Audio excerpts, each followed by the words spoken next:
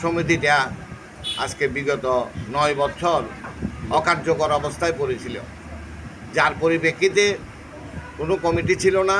যার কমিটি না থাকাতে এইখানে বকাটেদের উৎপাদ বেড়ে গেছে।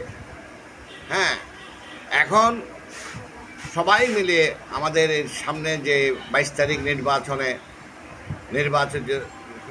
নির্বাচিত হইলে ইনশাল্লাহ আমরা সবাই ফুল কমিটি এবং এলাকার মান্যগণ্য ব্যক্তিদেরকে নিয়ে আমরা একত্রিতভাবে এগুলি নিরসন করব ইনশাল্লাহ।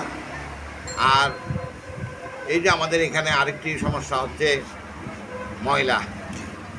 ময়লার সমস্যাটা ইনশাল্লাহ আমরা সমাজের পক্ষ থেকে করব, কর্পোরেশনের থেকে তারপরে আছে নাইট গার্ডের বিষয় আছে, এগুলি ইনশাল্লাহ হ্যাঁ এগুলি করব। নাইট গার্ড দিয়ে এখানে চোর বাইরে গেছে, এগুলি ইনশাল্লাহ আমরা সমাধান করব। এইখানে অসহায় যারা পরিবার থাকবে বা সমাজের মধ্যে এই পরিবারের জন্য আপনারা কি উদ্যোগ? ইনশাল্লাহ আমরা এই পরিবারের জন্য আমাদের এখানে মনে করেন আমাদের মহল্লা কমিটির সদস্য যারা আছে, আমরা প্রাথমিকভাবে আমরা সদস্যের ভিতরে যে গরিবগুলি আছে আমরা এগুলিকে একটি তালিকা করব। তালিকা করে এগুলির জন্য আমরা যতটুকু পারি সহায়তা করার চেষ্টা করবো ইনশাআল্লাহ। আপনারা এই যে বাৎসরিক না মাসিক কোনো নিবেন যারা সমাজের সদস্য থাকবে? না, বাৎসরিক কোনো কিছু না, আমাদের মনে করেন মাসিক একটা ফি থাকবে আমাদের সদস্যদের প্রতি, ওইটা দিয়ে আমরা পরিচালনা করবো। এখানে আবার আমাদের এখানে বিদ্যমান ব্যক্তিরা আছে, তারা কিছু ডোনেট করবে।